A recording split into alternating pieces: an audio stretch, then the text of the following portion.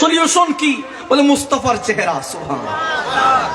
प्यारे सुरात हंसता चेहरा, अरे मुंह से झरते फूल, सो जा रगमाते आलम, अरे प्यारा हक्का रसूल नबी जी। अल्लाह अल्लाह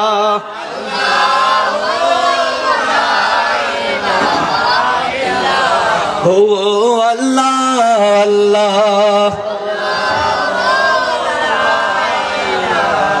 इल्लाहु अव्वल आखिर, सब कुछ जाने देखे बाइदो करीब। सुभान अल्लाह। আমার নবীজি আউয়াল আখির জাহির বাতিন কি হয়েছিল, কি হচ্ছে, কিয়ামত পর্যন্ত কি হবে, প্রত্যেক বিষয় সম্পর্কে আমার নবী জানতেন। পড়েন সুবহানাল্লাহ। আর কেন ডর করে পড়েন না সুবহানাল্লাহ। আউয়াল আখির সব কুছ জানে দেখে বাইদো করিব, গায়ব কি খবর দেনে वाला अल्लाह का प्यारा रसूल नबी जी। अल्लाह अल्लाह इल्लाहु अल्लाह अल्लाह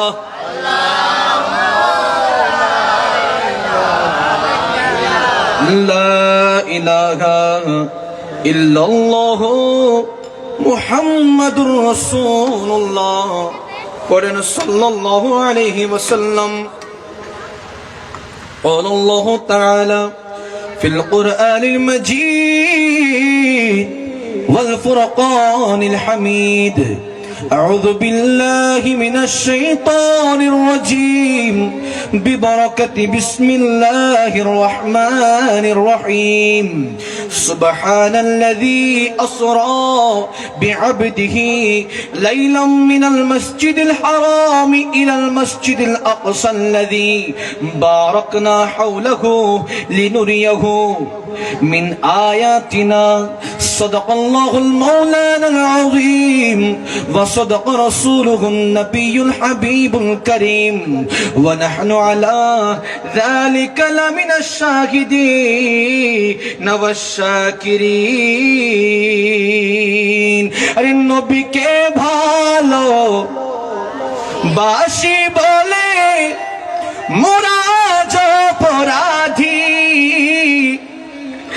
नबी के भालो बाशी बोले मुराज अपराधी, তবু ভালো বেশে যাব হুকমরণ যদি, এ কথা আশিকি ছাড়া কেউ বুঝবে না,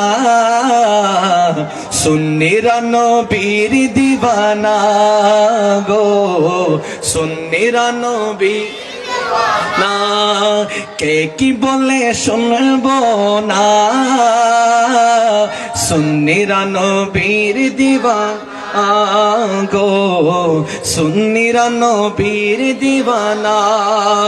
মোদের মন্দ বলো বলুক ভণ্ড বলো, মোদের মন্দ বলুক বলুক ভণ্ড বলুক, মোরা জানে দিত ভয় করি না, সুন্নিরা নবীর দিওয়ানা গো, সুন্নিরা বানা। নবীর তাজিমে একটু দাঁড়ালে কতজনে কত কথা কয়, দিলে সালামি আমরা তো জানি, এ দিলে শান্তি কেমন হয়। কথা বলেন ঠিক কিনা? আমার নবীরে যখন মন ভরে সালাম দিতে পারি, অন্তরে যতগুলো দুঃখ থাকে কষ্ট থাকে মুহূর্তের মধ্যে দূর করে দেয় একজন, তিনি কে? আরো জোরে বলেন তিনি কে বলেন? নবীর তাজিমে একটু দাঁড়ালে কতজনে কত কথা কয়, দিলে সালামি আমরা তো জানি, এ দিলে শান্তি কেমন হয়, যে না বুঝার সে বুঝবে না, সুন্নিরা নবীর দিওয়ানা গো, সুন্নিরা নবী না, কে কি বলে শুনবো না, সুন্নিরা নবীর না গো, সুন্নিরা নবীর দিওয়ানা। আল্লাহ আমাদের প্রত্যেককে সুন্নি মুসলমান হিসেবে কবুল করুক, আমিন। আলহামদুলিল্লাহ।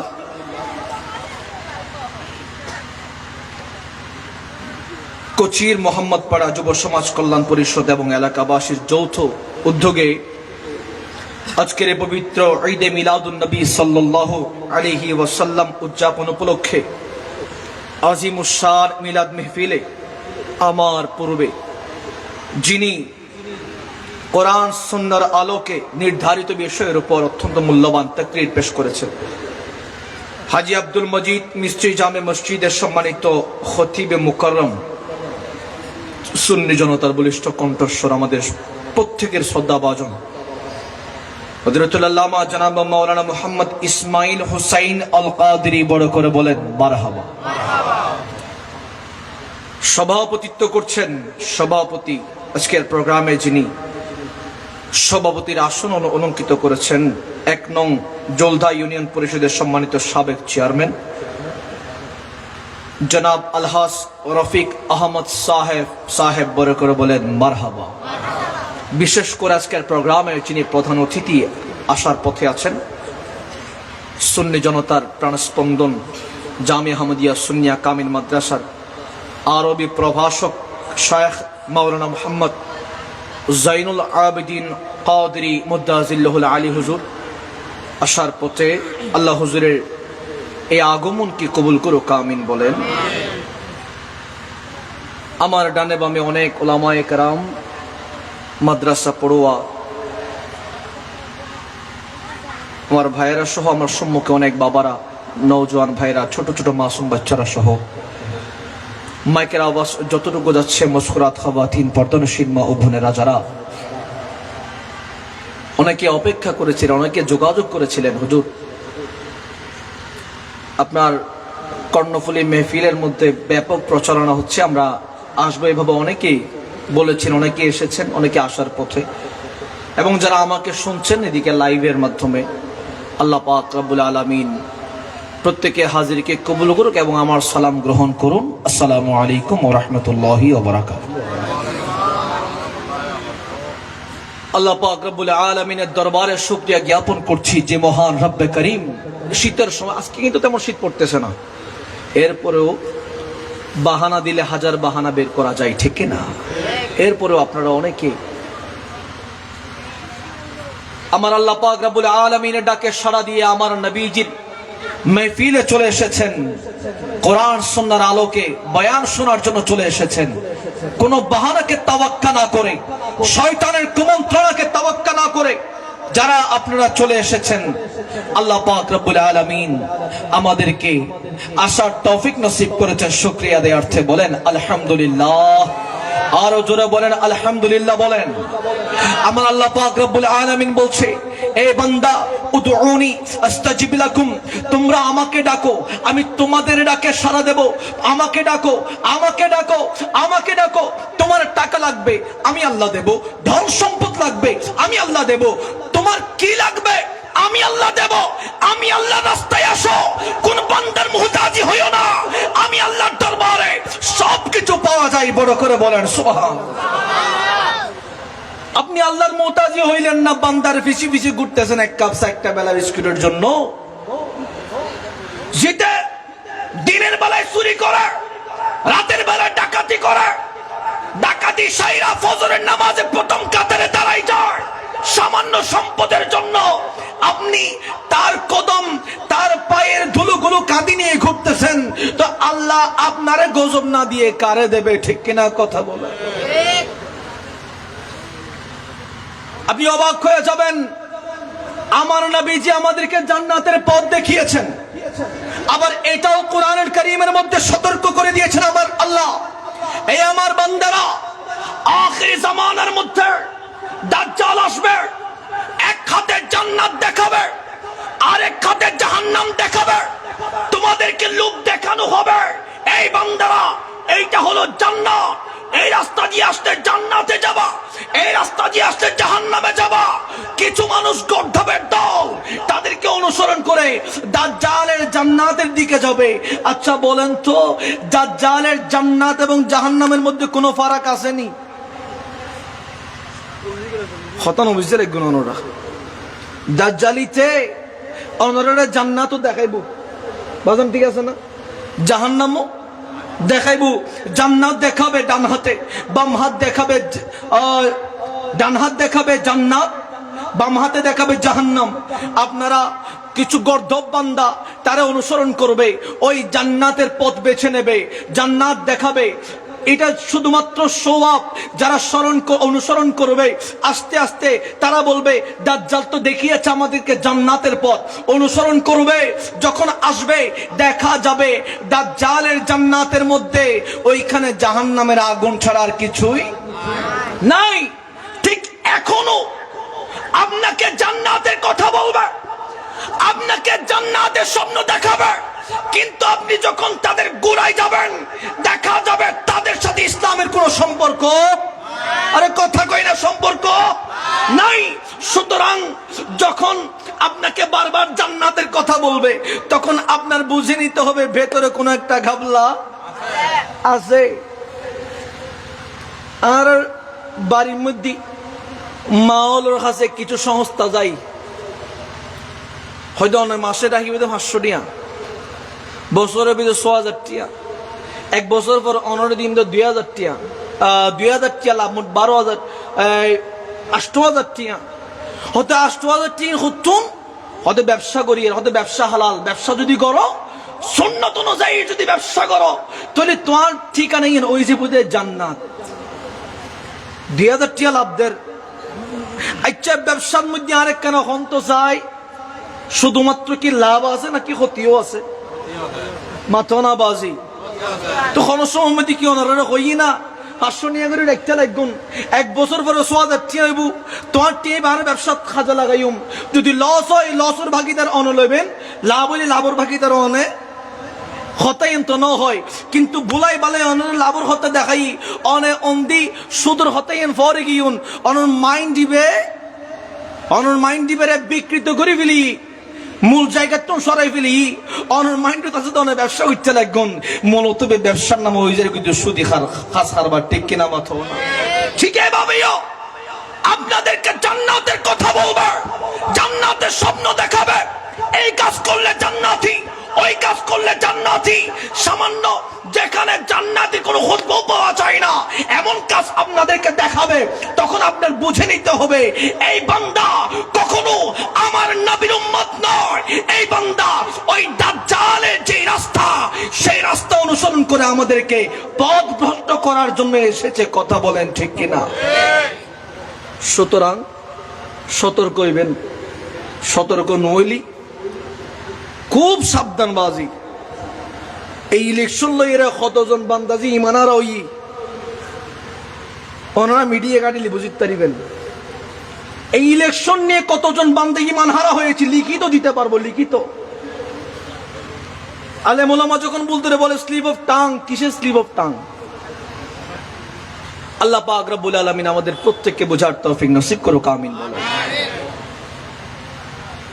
লাখো কোটি দরুদ হাদিয়া নাজরানা পেশ করছি নূরে মুজাসসাম ফখরে দু আলম, যিনি আল্লাহর ক্ষমতায়ন 8খানা জান্নাতের মালিক নবী, दोनों जहाনের বাদশা নবী, ইমামুল আম্বিয়া, ইমামুল মুরসালিন, হুজুর আকরাম জনাবে মুহাম্মদ মুস্তাফা আহমদ মুজতবা সাল্লাল্লাহু আলাইহি ওয়াসাল্লামের কদমে যেই নবীর ওসিলায় আল্লাহ আমাদেরকে সৃষ্টি করেছেন, বড় করে বলেন মারহাবা। সেই নবীর গোলাম হতে পেরে শুকরিয়া দেয়ার্থে একবার বলি আলহামদুলিল্লাহ। এবার সবাই মিলে কি সাথে বলেন ইয়া রাসূলুল্লাহ, এবার বলেন ইয়া হাবিবাল্লাহ, এবার বলেন ইয়া রাহমাতাল লিল আলামিন।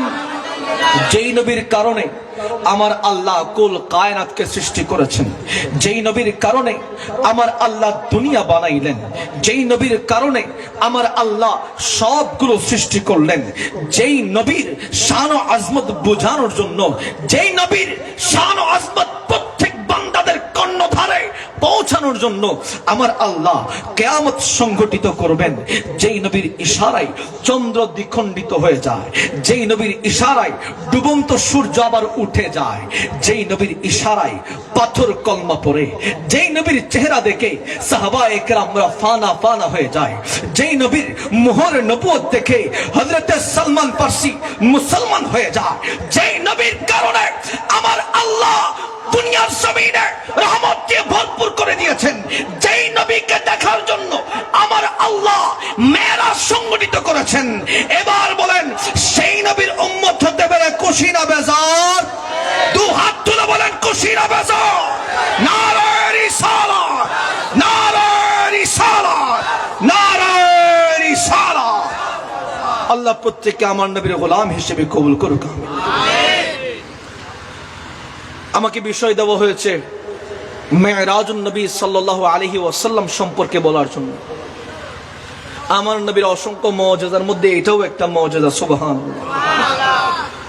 মেরাজ রজনীর সময় হচ্ছে 27 বছর। কয় বছর বাবা? 27 বছর। আমার আল্লাহ পাক রব্বুল আলামিন চারটা সময় দুনিয়ার সময়গুলোকে স্থির করে দিয়েছিলেন। তার মধ্যে এক নাম্বার হচ্ছে মেরাজ রাতে। পড়েন সুবহানাল্লাহ।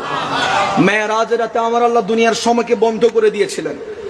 এরপরে 2 নাম্বার হচ্ছে মাওলা আলী শের খুদা রাদিয়াল্লাহু তাআলা আনহু, ওই যে নামাজ কাজা হয়েছিল, আমার নবীজি মাওলা আলী শের খুদার কোলে ঘুমায়। আমার এইদিকে আসরের ওয়াক্ত ডুবে যাচ্ছিল সূর্য যখন ডুবে যাচ্ছিল, মাওলা আলী শের খুদার চোখের পানি আমার নবীজি জিজ্ঞেস করতেছে, এই আলী, এ আবু তুরাব, বালির বাপ আলী, তোমার কোলে দোনো জাহানের বাদশা, তোমার চোখে পানি কেন? আলী বলি, ইয়া রাসূলুল্লাহ, আপনি আমার কোলে ঘুমাচ্ছিলেন, এত সুন্দর লাগতেছিল ইয়া রাসূলুল্লাহ, আসরের ওয়াক্ত চলে গেল, ডাকতে মন চাই নাই, যত দেখি তত ভালো লাগে, যত দেখি তত মায়া লাগে ইয়া রাসূলুল্লাহ, আমি কেমনে ডাকবো ইয়া রাসূলুল্লাহ। আসরের ওয়াক্ত চলে গেল। আমার নবীজি বলে, আলী, এখন তোমার কি করা প্রয়োজন? তুমি কি করলে পছন্দ করবা, তোমার ভালো লাগবে? মাওলা আলী শের খুদা বলে, ইয়া রাসূলুল্লাহ, ডুবন্ত সূর্যকে একটু ইশারা করেন না যেন আসরের ওয়াক্তে চলে আসে। ইশারা করতে দেরি খোদার জাতের কসম, ওই ডুবন্ত সূর্য আবার আসরের ওয়াক্তে চলে এসেছে। সুবহানাল্লাহ। 3 নাম্বার হচ্ছে যখন হযরতে বেলাল রাদিয়াল্লাহু তাআলা আনহু ফজরের আযান দেয় নাই, যতক্ষণ পর্যন্ত বেলাল আযান দেয় নাই ততক্ষণ পর্যন্ত আমার আল্লাহ ফজরের সময়টাকে স্থির করে রেখেছিলেন। পড়েন সুবহানাল্লাহ। 4 নাম্বার সময় হচ্ছে মা ফাতেমাতুজ জাহরা রাদিয়াল্লাহু তাআলা আনহার কপাল থেকে একদিন কাপড়টা সরে গিয়েছিল। এই কাপড়টা সরে গিয়েছিল, দুনিয়ার কোন মানুষ যাতে মা ফাতেমাতুজ জাহরার কপালটা না দেখে আমার আল্লাহ দুনিয়ার সময়টাকে স্থির করে দিয়েছিলেন। কেউ খাচ্ছিলেন, খাইতেই আছে, হাঁটতেছিলেন, স্টপ, গোসল করতেছিলেন, স্টপ, পান করতেছিলেন, বন্ধ করে রাখলেন, যতক্ষণ পর্যন্ত না মা ফাতেমাতুজ জাহরা রাদিয়াল্লাহু তাআলা আনহা তার কপাল মুবারকটা ঢাকে নাই, ততক্ষণ পর্যন্ত আমার আল্লাহ দুনিয়ার সময়টাকে স্থির করে রেখেছিলেন। পড়েন সুবহানাল্লাহ। মেরাজ এটা আমার নবীর অন্যতম একটা মুআজিজা। মক্কার কাফেররা বলে আব্দুল্লাহর ছেলে মুহাম্মদ নাকি 27 বছর মেরাজ করেছে। আমরা হাঁটতেছিলাম, হাঁটতে আছি, আমরা খাচ্ছিলাম, খাইতে আছি। বর্ণনার মধ্যে এটাও আসতেছে আমার নবীজি উম্মে হানি রাদিয়াল্লাহু তাআলা আনহার ঘর মুবারকের মধ্যে ছিলেন।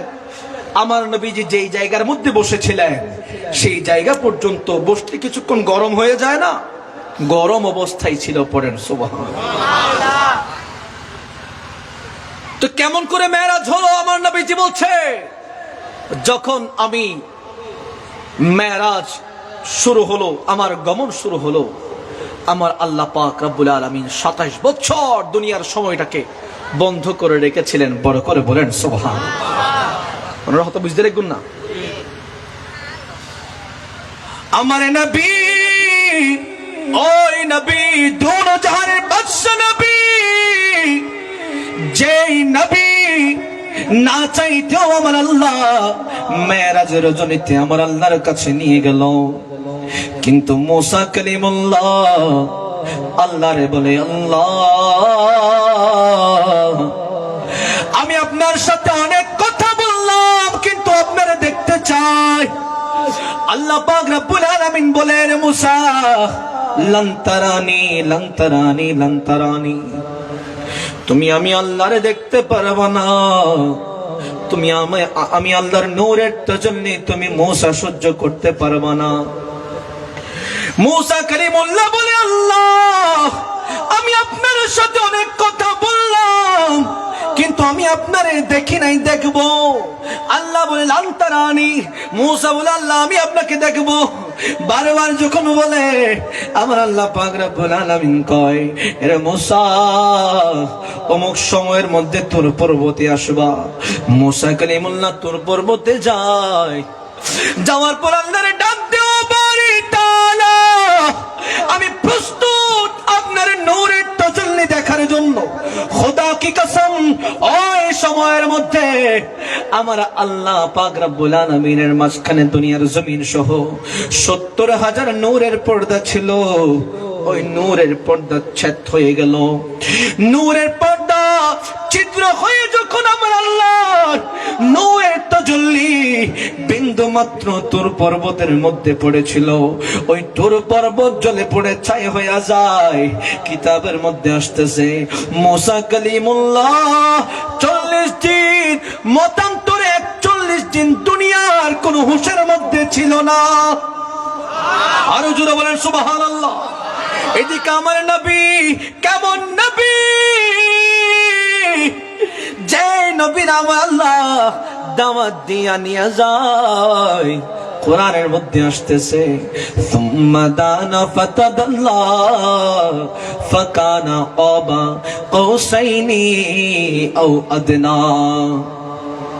আমার নবী যখন আরশ আজিমের মধ্যে যায়, আমার আল্লাহ কয়, হাবিব আরো আসেন, আরো আসেন, আরো আসেন। আস্তে আস্তে কোরআনের মধ্যে আসতেছে আমার আল্লাহ আমার নবী মাঝখানে মাত্র 2 ধনুক পরিমাণ জায়গা ছিল। মারহাবা বলেন, মারহাবা। এমন শানদার ওয়ালা নবী আমার বাদশা নবী, যে নবীর উম্মত হওয়ার জন্য হযরত ঈসা রূহুল্লাহ আল্লাহর দরবারে ফরিয়াদ করে বড় করে বলেন মারহাবা। ইনি ওই নবী, যে নবী জীবনে নিজের জন্য কিছুই চায় নাই। ইনি ওই নবী জিন্দেগিতে নিজের জন্য কোনো কিছু ফরিয়াদ করে নাই। আমার নবী নবুয়ত প্রাপ্তির 10 বছর পরে হিজরতের 3য় নম্বর বছর আমার নবীজির চাচা আবু তালিব এবং বিবি তাহেরা খাদিজা কুবরা রাদিয়াল্লাহু তাআলা আনহা দুনিয়া থেকে পর্দা করলেন। আমার নবীজি অত্যন্ত কষ্ট, একেবারে মন ভেঙে গেল। আমার নবী উম্মাহানের ঘরের মধ্যে আছে। আমার আল্লাহ পাক রব্বুল আলামিন জিবরিল আমিনরে পাঠায় দেয়, এ জিবরাইল আমার বন্ধুর কাছে যাও। আমার বন্ধুর কাছে যাইয়া কইবা আমি আল্লাহ আমার বন্ধুরে দেখতে চাইলাম। পর করে বলেন না সুবহানাল্লাহ। জিবরিল আমিন আমার নবীর কদমে যায়। আমার নবীর ঘর মুবারকের সামনে দাঁড়িয়ে আছে। আমার আল্লাহ কয়, এ জিবরাইল এখনো দাঁড়িয়ে আছো কেন? আমার বন্ধুর কদমের মধ্যে পড়ে যাও। জিবরিল আমিন আমার নবীর কদমে পড়ে যায়। আমার নবীর একটু একটু তন্দ্রাচ্ছন্ন অবস্থা। জিবরিল আমিন আমার নবীর কদমের মধ্যে চুমু খাইলেন। ইয়া রাসূলুল্লাহ, ইয়া হাবিবাল্লাহ, মায়ার নবী, আল্লাহর পক্ষ থেকে একটা এলান নিয়ে আসলাম। আপনার আমল হুজন কষ্টের সময়ে যাচ্ছে।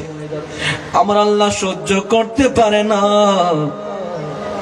ইয়া রাসূলুল্লাহ, আল্লাহ আমারে পাঠাইলো আমি যেন খালি হাতে না যাই। ইয়া রাসূলুল্লাহ, ও মায়ার নবী, আল্লাহ বলেছেন আমি আপনারে যেন সাথে করে নিয়ে যাই। ওরে দয়ার নবী, মায়ার নবী মেরাজে যাবে, আমার নবী আল্লাহর দিদারে যাবে, খুশি হওয়ার কথা। কিন্তু আমার নবী একেবারে মনমরা হয়ে বসে আছে। আমার আল্লাহ জিবরিল কয়, এ জিবরাইল, আমার বন্ধুরে আমি আল্লাহ দেখতে চাইলাম, আমার বন্ধু তো খুশি হওয়ার কথা।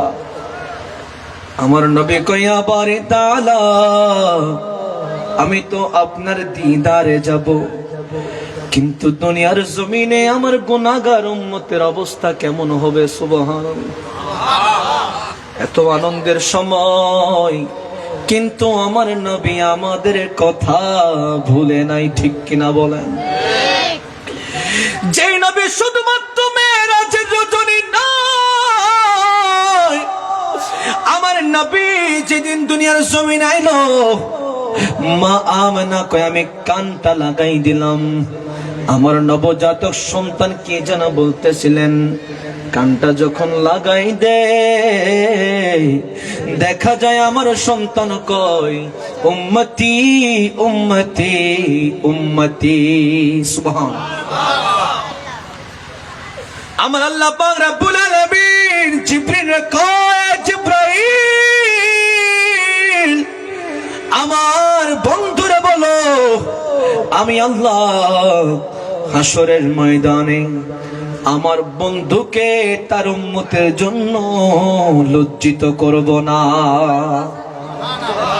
বাজি মনোযোগ নাই বলার অনুরাতে তাওয়াজ্জু আছে না? বাস সামনের দিকে দেখ পাইজুম না, এটা শায়রে আহলে সুন্নাতুল আছে নাকি নাত পড়িব না? না তো নিবেন, শেষ করে দিন না। বাজি মনোযোগ আছে না?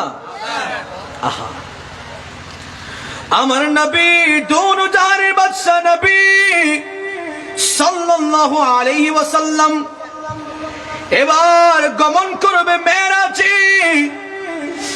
আল্লাহ পাক রব্বুল আলামিন পবিত্র কোরআনের মধ্যে বলে সুবহান, সুবহান দিয়ে শুরু করেছে। সুবহানাল্লাযী আসরা বিআবদিহি লাইলাম মিনাল মসজিদিল হারাম ইলাল মসজিদিল আকসা। পড়েন সুবহানাল্লাহ।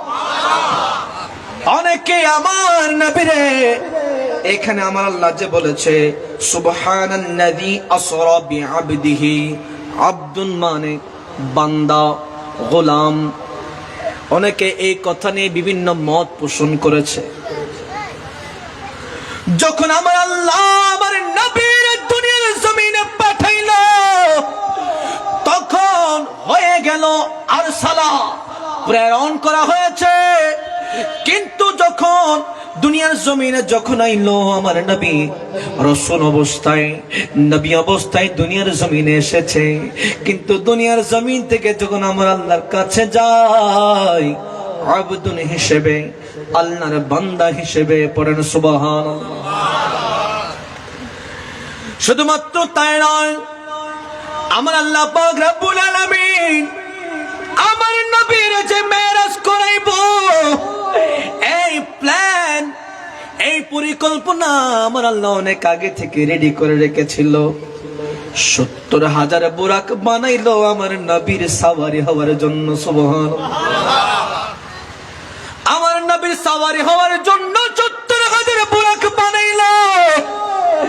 70,000 বুরাক, এই 70,000 বুরাক থেকে আমার আল্লাহ একটা বুরাক বাছাই করব। কিন্তু দেখা যায় একটা বুরাক একেবারে কর্নারের মধ্যে কান্নাকাটি করে, আইরে আজকে বুঝি আমার নবী আমারে পছন্দ করবনি, আজকে বুঝি আমার আল্লাহ সিলেকশন করবনি, আজকে বুঝি আমার আল্লাহ আমারে নির্বাচন করবেনি আমার নবীর বুরাক সাওয়ারি হিসেবে। জিবরিল আমিন যখন 70,000 বুরাকের সামনে যায়, দেখা যায় কেউ একজন যেন হু হু করে কান্না করে। জিবরিল আমিন দেখতে পায় এতগুলো বুরাকের মধ্যে কর্নার একটা বুরাক কান্না করে। জিজ্ঞেস করা হলে, বুরাক এতগুলো বুরাক এখানে আছে, তুমি কান্না করো কেন? তখন ওই বুরাক ডাক দিয়া বলে, এতগুলো বুরাক বানাইলো আমার নবীর সাওয়ারি হওয়ার জন্য। এতগুলো বুরাক তো সাওয়ারি হওয়ার জন্য যাইব না, যাইব মাত্র একটা। আমার আল্লাহ কি আমারে কবুল করবেনি? আমার আল্লাহ কি আমারে সিলেক্ট করবেনি? আমার আল্লাহ কি আমারে নির্বাচন করবেনি? এইভাবে আমি বারবার কান্না করতেছিলাম ফরিয়াদ কইরা। আমার আল্লাহ নির্দেশ দিয়ে দেয়, এ জিব্রাইল যাও, যেই বুরাক কান্না করে আমার নবী সাওয়ারি হওয়ার জন্য, ওই বুরাককে নিয়ে আমার নবী সাওয়ারি হইয়া যাও। এবার আমার নবীর সাওয়ারি হয়ে গেল। জিবরিল আমিন জান্নাত থেকে বুরাক নিয়ে আইলো। আমার নবীরে কয়, ইয়া রাসূলুল্লাহ, ও দয়ার নবী, মায়ার নবী, সাওয়ারি একেবারে প্রস্তুত, একটু উঠেন না। আমার নবী যখন বুরাকি উঠে, বুরাক একটু ঝাঁকার দিয়ে উঠে, নড়ে চড়ে উঠে।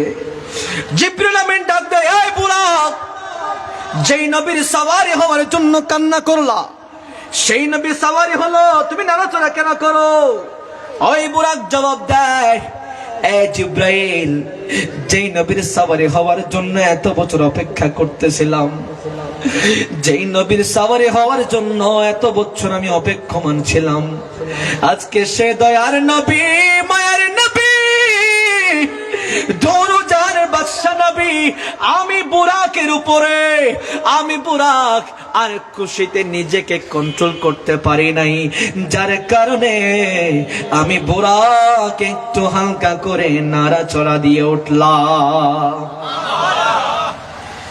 এবার রওনা করে আমার নবী উম্মে হানি রাদিয়াল্লাহু তাআলা আনহার ঘর মুবারক থেকে আমার নবীজি প্রথমে খানে কাবার মধ্যে গেলেন। খানে কাবা থেকে আমার নবী এবার আমাদের আদি কিবলা বাইতুল মুকাদ্দাসের দিকে যায়। বাইতুল মুকাদ্দাসের দিকে যায়, যাওয়ার পথে আমার নবী 9 শ্রেণীর মানুষের সাথে, দলের সাথে সাক্ষাৎ হয়েছিল। আমার নবীজি সাল্লাল্লাহু আলাইহি ওয়াসাল্লাম বুরাক নিয়ে যাচ্ছিলেন বাইতুল মুকাদ্দাসের দিকে। সর্বপ্রথম একটা দলের সাথে সাক্ষাৎ হয়। ওই দল দেখা যায় এইমাত্র ফসল রোপণ করে, এইমাত্র সেখান থেকে ফসল ফলে, তারা খায়। আমার আল্লাহ ওই ফসলের বাগানটা আবার আগের মতো কইরা দেয়। আমার নবী জিজ্ঞেস করেন, জিবরাইল, এ দলটা কারা? এত আল্লাহর সন্ধানওয়ালা এই দলটা কারা, একটু জিবরাইল বলো না। তখন জিবরাইল কয়, ইয়া রাসূলুল্লাহ, এরা হলো দুনিয়ার জমিনে যারা মুজাহিদ ছিল, দুনিয়ার জমিনে যারা আমার আল্লাহর পথে জিহাদ করেছে, যারা আপনি নবীর পথে জিহাদ করেছে, এরা হচ্ছে আমার আল্লাহর ওই বান্দা মুজাহিদরা। পড়েন সুবহানাল্লাহ। আমার নবী খুশি হয়ে যায়। এরপরে আবার কিছু দূর গিয়ে আরেকটা দলের সাথে সাক্ষাৎ হয়। দেখা যায় এই দল বড় ভয়ঙ্কর। এই দলের যতগুলো মানুষ আছে প্রত্যেক বান্দারা মাথাটা পাথরের সাথে মাইরা মাইরা মাথা ফাটাই ফেলতেছে। আমার নবীজি তাদের দিকে তাকিয়ে রইল। জিবরিল কয়, জিবরাইল, একটু বলো বলো এই দলটা কারা? জিবরিল বলে, ইয়া রাসূলুল্লাহ, নবী, এরা হচ্ছে আপনার ওই উম্মত যারা দুনিয়ার জমিনে নামাজ ত্যাগ করেছিল, দুনিয়ার জমিনে যারা বেনামাজি ছিল, এরা এরা হচ্ছে আপনার ওই সকল উম্মত বেনামাজি হওয়ার কারণে আজকে তারা এমন শাস্তি পাচ্ছে, কিয়ামত পর্যন্ত পাবে। তাদের মাথাটা তারা পাথরের সাথে বাড়ি মারবে, মাথা ফেটে যাবে, রক্ত বের হবে, মাথা ফেটে একেবারে অবস্থা খারাপ হয়ে যাবে। আমার আল্লাহ তাদেরকে আবার ভালো করে দিবে, তারা আবার মাথা পাথরের সাথে বাড়ি মাইরা মাইরা মাথা ফাটাই ফেলবে। এরপর আমার নবী আবার কিছু দূর যায়, দেখা যায় আরেকটা দল, যারা তাদের লজ্জাস্থান ফাটা সেরা কাপড় দিয়ে ঢাইকা রাখলো, একেবারে নাজেহাল অবস্থা। তাদের চেহারার মধ্যে জান্নাতের কোনো সুবাস নাই। আমার নবী জিজ্ঞেস করে, এ জিব্রাইল, একটু বলো বলো এই দলটা কারা? জিব্রাইল বলে, ইয়া রাসূলুল্লাহ, নবী, এটা হচ্ছে আপনার ওই দল, এটা হচ্ছে আপনার উম্মতের মধ্যে ওই দল যেই দল যাকাত দিত না, ধন সম্পদের যাকাত না দিয়া নিজের পেটে ঢুকাইতো, কোটি কোটি টাকার মালিক, কিন্তু কখনো গরিব দুঃখীদের কাজে আসে নাই। ব্যাংকের মধ্যে লক্ষ কোটি টাকা পড়ে আছে, প্রাডো গাড়ি ছাড়া চলে না, কোটি কোটি টাকা, টাকার উপর ঘুমায়, টাকার উপর ঘুমায়, টাকার উপর ঘুমায়, এমন অবস্থা, এমন শাইন শৌকত অবস্থা, কিন্তু তাদের ধন সম্পদের মাধ্যমে কখনো পাড়া প্রতিবেশী কাজে আসে নাই, পাড়া প্রতিবেশীদের কাজে তাদের ধন সম্পদ লাগে না। ইয়া রাসূলুল্লাহ, তাদের উপর যাকাত ফরজ হয়েছিল, কিন্তু তারা যাকাত দেয় নাই। যাকাতের মাল দিয়ে ব্যাংক ব্যালেন্স পুরাইলো। ইয়া রাসূলুল্লাহ, এটা হচ্ছে ওই দল যেই দল যাকাত দেয় নাই। যাকাত না দেওয়ার কারণে আমার আল্লাহ তাদের শরীর থেকে জান্নাতি পোশাকটা নিয়ে নিল, তাদের জান্নাতি পোশাক দেয় নাই, তাদের কোনো ভালো অবস্থা দেয় নাই।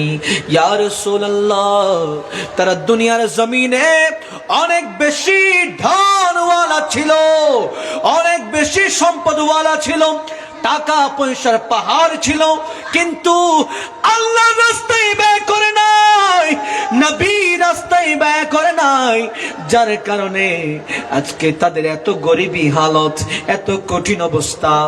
তারা তাদের লজ্জাস্থানটা ঢাকার জন্য কাপড় পায় না, ঠিক কিনা বলেন? দুনিয়ার জমিনে এত দামি দামি পোশাক পরে কি হইব? এই দুনিয়াটা ক্ষণস্থায়ী। আপনি অবাক হয়ে যাবেন, দুনিয়ার 50,000 বছর, কিয়ামতের ময়দানে জান্নাতের মধ্যে মাত্র একদিন। কথা বলেন ঠিক কিনা? দুনিয়ার সময় এত স্বল্প সময় লইয়া পাগল হইয়া যায়, আল্লাহর বিধান আমরা পালন করি না। বিধান পালন না করার কারণে আমার আল্লাহ তাদেরকে এমন নাজেহাল অবস্থায় রাখলো। এরপরে আমার নবী আর কত দূর যায়, দেখা যায় আরেকটা দল একেবারে দুর্গন্ধযুক্ত গোশত খাচ্ছে। তাদের সামনে সুস্বাদু গোশত রান্না করা হচ্ছে, তাদের বাম পাশে একেবারে দুর্গন্ধযুক্ত গোশত রান্না করা হচ্ছে। ওই বান্দাগুলো সুস্বাদু গোশতগুলো খাইতে পারে না, দুর্গন্ধযুক্ত গুলো খায়। জিবরাইল আমিনরা জিজ্ঞেস করো, জিবরাইল একটু বলো বলো এই দলটা কারা? তখন জিবরাইল বলে, ইয়া রাসূলুল্লাহ, এরা হচ্ছে আপনার উম্মতের মধ্যে বেবিচার, বেবিচারী, যারা বেবিচারী। ইয়া রাসূলুল্লাহ, এরা হচ্ছে আপনার উম্মতের মধ্যে ওই দল যারা দুনিয়ার মধ্যে বেবিচার করত, বেবিচারী কাজের মধ্যে লিপ্ত ছিল। এরপর আমার নবী কত দূর যায়, দেখা যায় একটা দল, যে দল লাকড়ির বোঝা বইছে, ওই দল যতগুলো মানুষ আছে ওই বোঝাটা নিজের কাঁধে নেওয়ার মতো সামর্থ্য নাই, কিন্তু সে চাই আরো নেওয়ার জন্য, আরো নেওয়ার জন্য, আরো নেওয়ার জন্য। আমার নবীজি জিজ্ঞেস করে, জিবরাইল এই দল কারা? জিবরিল আমিন কয়, ইয়া রাসূলুল্লাহ নবী, এটা হচ্ছে আপনার ওই উম্মতের ওই দল, যেই দল দুনিয়ার জমিনের মধ্যে লোভ করেছিল, লোভের কারণে তাদের এই অবস্থা হয়েছে। আমার আল্লাহ পাক রব্বুল আলামিন তাদের যেই নিয়ামত দিল, সেই নিয়ামতে তারা সন্তুষ্ট নয়, সেই নিয়ামতে তারা সন্তুষ্ট নয়। তাদের নজর গরিব দুঃখীদের ধন সম্পদের দিকে। কথা বলেন ঠিক কিনা? এমন কিছু শয়তান আছে, মাসুম পাপী শয়তান, দেখলে মনে হইব একেবারে কেসা ফেরেশতা দুনিয়ার জমিনে আইলো। ঠিক আছে নি বাবা? দুনিয়ার জমিনে কাঁচা ফেরেশতা মনে হইতেছে এই মাত্র নাজিল হইল, কিন্তু তার পেটের মধ্যে সবগুলো গরিব দুঃখীদের হকে ভরা। ঠিক কিনা বলেন? ওই বান্দা অনেক জায়গার মালিক, কিন্তু তার গরিব প্রতিবেশীদের ঘরে এক বিঘত জায়গা ঢুকলো, ওই জায়গা লইয়া মামলা মোকদ্দমা দিয়া হয়রানি করতেছে এমন বান্দা আছে না নাই? আছে না নাই? হনাবাজি। শুধুমাত্র তাই নয়, নিজের টাকার কারণে, নিজের ক্ষমতার কারণে নিজের পাড়া প্রতিবেশীর কষ্ট দেয় এমন ধনী মানুষ আছে না নয়? অথচ আমার নবী বলেছে, এই বান্দা, যখন তোমার আল্লাহ ধন সম্পদ দেবে, যখন তোমার আল্লাহ ধন সম্পদ টাকা পয়সা দেবে, তখন তুমি সেই টাকা পয়সা দিয়া একটা ভাগ তোমার গরিব দুঃখী ভাইদের জন্য রেখে দিবা। পড়েন সুবহানাল্লাহ। শুধুমাত্র তাই নয়, আমার নবীজি বলে, যদি তোমার ঘরে খাবার থাকে কিন্তু তোমার ভাই, তোমার প্রতিবেশী, তোমার পাড়ার একজন বান্দাও যদি উপোস থাকে, অভাবে খাইতে পারে না, কিয়ামতের ময়দানে তুমি বান্দারেও আল্লাহর কাঠগড়ায় দাঁড়িয়ে জবাবদিহিতা করতে হবে। কথা বলেন ঠিক কিনা? এরপর আমার নবী একটু সামনের দিকে যায়, দেখা যায় একটা দল, বিশাল বড় বড় পেটওয়ালা, এত বড় পেট। আমার নবী অবাক হয়ে যায়, জিজ্ঞেস করে, জিবরাইল একটু বলো এই দলটা কারা? তখন জিবরাইল বলে, ইয়া রাসূলুল্লাহ, এরা হচ্ছে আপনার উম্মতের মধ্যে ওই দল, যেই দল দুনিয়ার জমিনের মধ্যে সুদ খাইতো, সুদ। নাম দিলা বাবা ব্যবসা, কিন্তু করতেছো সুদের কারবারি। ঠিক কিনা বলেন? নাম দিলা স্মার্ট আধুনিক ব্যবসা, কিন্তু করতেছো সুদের কারবারি। আমার নবীজি কয়, তাদের পেটটা বিশাল বড় বড় হয়ে যাবে। আপনি যখন বাইরে, যখন আপনি কোনো ভাই থেকে টাকা নিলেন 1 লাখ টাকা, এবার টাকা যখন ফেরত দেন, ভাই বলবে টাকা তো আরো 5,000 বাড়তি দেওয়ার কথা। বলে কের 5,000? বলে 5,000 হইল আমি আপনারে টাকা ধার দিলাম, এই টাকা দিয়া তো আমি ব্যবসা করতে পারতাম, কাজে লাগাইতে পারতাম, আমি আপনারে দিলাম, আপনি 1 মাস আমার ধন, আমার টাকা আপনি ইউজ করলেন, এটার কারণে আপনি আমারে 5,000 টাকা এক্সট্রা দিবেন। এইভাবে বলে টাকার বদলে এক্সট্রা টাকা, এক্সট্রা সম্পদ নেয় এমন নেককার বান্দা আছে না? আরে কথা কয় না। ভুল কইছিনি কোন কথা কয় না, ভুল কইছিনি? আউটপুট একটু বাড়াই দিয়ে না। এরপরে আমার নবী আরো কিছু সামনে যায়, দেখা যাবে ওই ডাল ঠোঁট গুলো মোটা মোটা, ওই ঠোঁট দিয়ে কিছু আগুনের স্ফুলিঙ্গ তারা গ্রহণ করতে খাচ্ছে। এই আগুনের স্ফুলিঙ্গ গুলো পেটের মধ্যে ঢোকার পরে ওই মলমূত্র ত্যাগ করার জায়গা দিয়ে বের হয়ে যাচ্ছে। তারা অত্যন্ত কষ্টে থাকে। আমার নবী যে জিজ্ঞেস করবে, এ ভাই জিব্রাইল বলো বলো এই দলটা কারা? তখন আমার নবী যখন জিজ্ঞেস করে, জিব্রাইল কয় ইয়া রাসূলুল্লাহ, নবী এইটা হচ্ছে আপনার উম্মতের মধ্যে ওই দল, যে দল দুনিয়ার জমিনে থাকা অবস্থায় ইয়েতিমের ধন সম্পদ মাইরা খাইছে। আছে না নাই? আছে না নাই? ইয়েতিমের ধন সম্পদ মাইরা খাইলো ওই বান্দা। ইয়েতিমের ধন সম্পদ মাইরা খাওয়ার কারণে আমার আল্লাহ ওই বান্দার এমন শাস্তিতে রাখছে। অথচ আমার আল্লাহ পাক রব্বুল আলামিন বলে পবিত্র কোরআনের মধ্যে, ওয়ালা তাকরাবু মালাল ইয়াতীম ইল্লা বিল্লাতী হিয়া আহসান। ইয়াতীমের সম্পদের কখনো খাওয়া তো দূরের কথা, তাকরাবু তোমরা নিকটবর্তী হবা না, ইয়াতীমের ধন সম্পদ খাবা না, ইয়াতীমের ধন সম্পদের দিকে চোখ তুলে তাকাবা না। যদি না তাকাইতে পারো, এইটা হবে তুমি বান্দার জন্য উত্তম পন্থা। বড় করে বলা যাবে কি সুবহানাল্লাহ। ইয়েতিম ছোটবেলায় বাবা মারা গেল, পাড়া প্রতিবেশী আর একজন ইতের ধন সম্পদের দিকে নজর দিয়ে আসে না নাই? বলে যে তার বাবা যেহেতু নাই, আমি তার বাবার বদলা বাবা, আমি তার সম্পদের আমি তার সম্পদ দেখাশোনা করব। যখন সে একটা বড় হয়ে যাবে, অবস্থানে চলে যাবে, আমি তার সম্পদ তাকে ফিরাই দেব। এমন প্রতারণা করে ইয়াতীমের ধন সম্পদ নিজের নামে করে নিচ্ছে, এমন বান্দা কর্ণফুলী জমিনে নাই। আরো জোরে বলেন, আছে না নাই?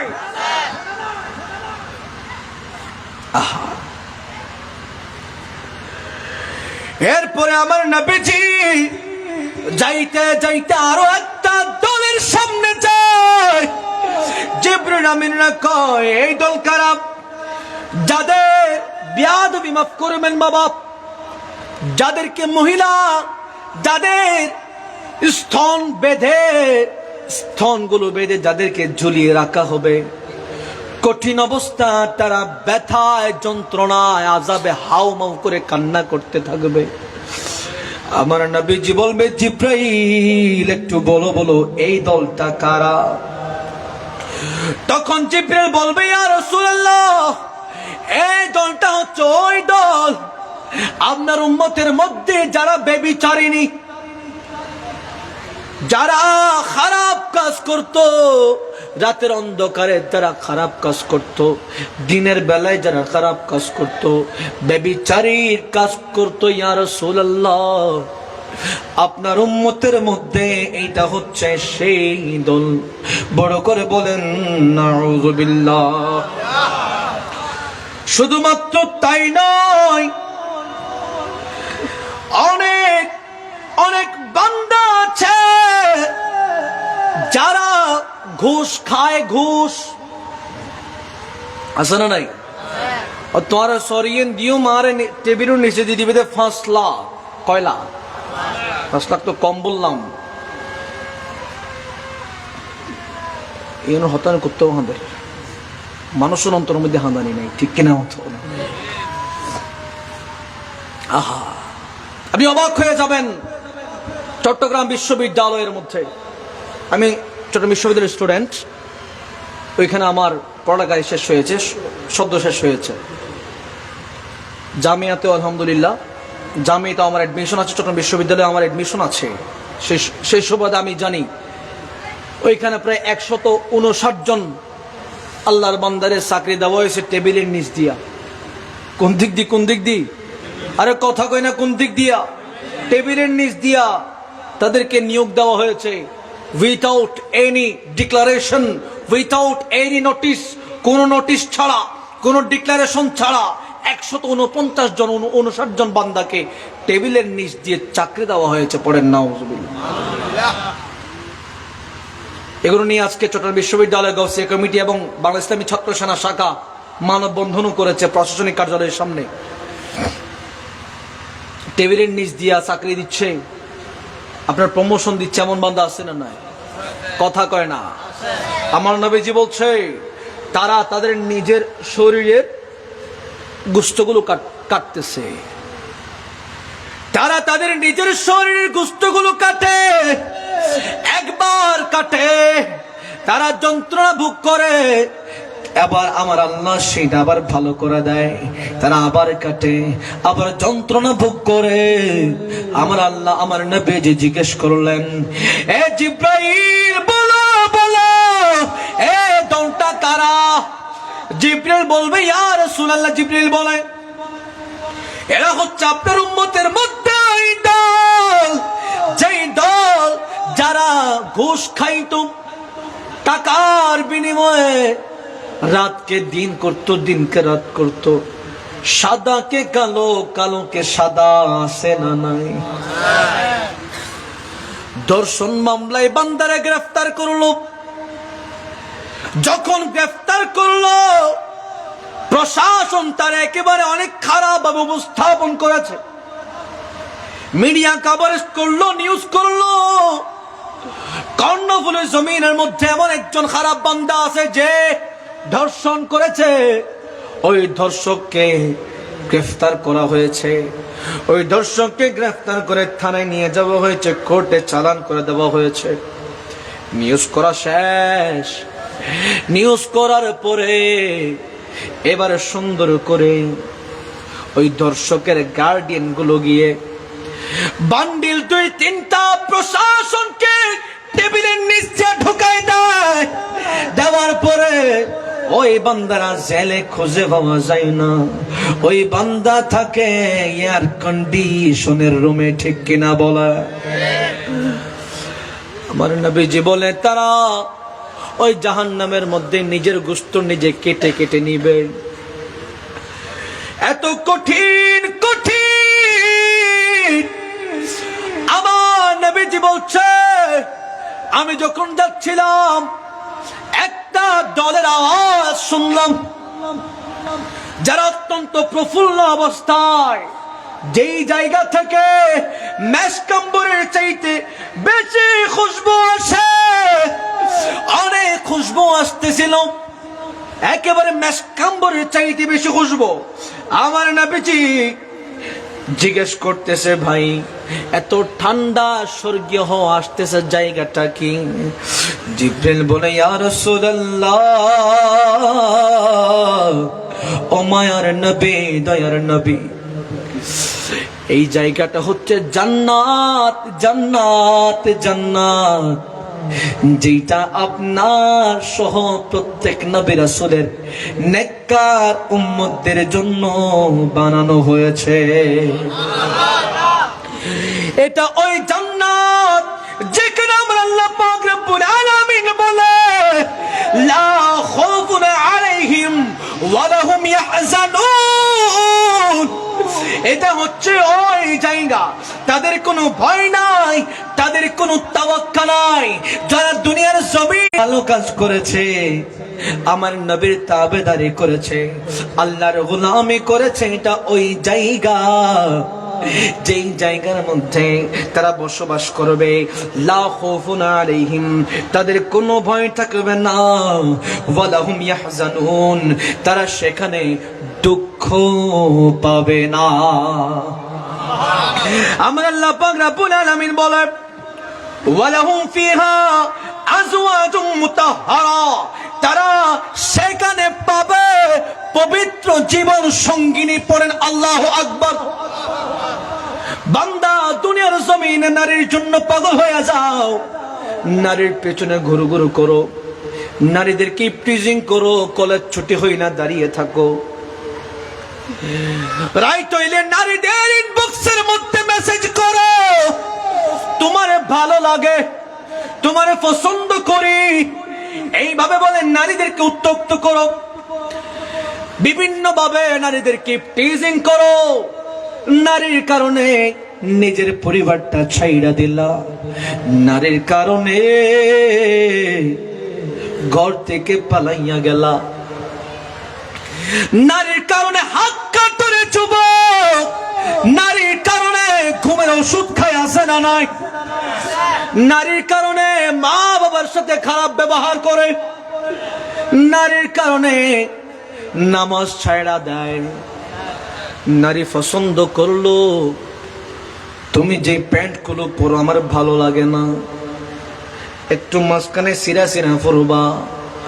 ওই নারীরে খুশি করার জন্য যুবক নিজের সতরটাকে বিলাইয়া দিলা আছে না নাই?